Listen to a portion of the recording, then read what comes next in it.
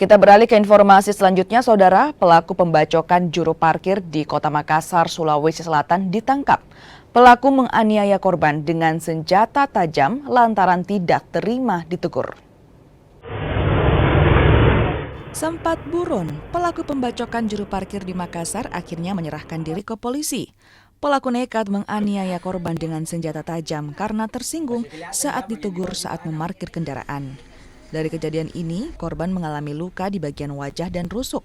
Pelaku disangkakan pasal tentang penganiayaan dengan ancaman hukuman di atas 5 tahun penjara. Ini waktu kejadian seperti apa, Dan? Adapun kronologis dari kejadian tersebut di mana korban lelaki S menegur terduga pelaku sehingga terduga pelaku merasa tersinggung dan pulang ke rumah untuk mengambil sebilah parang dan kembali ke TKP untuk melakukan pemerangan terhadap korban. Ini motifnya gara-gara apa? Tersinggungnya apa?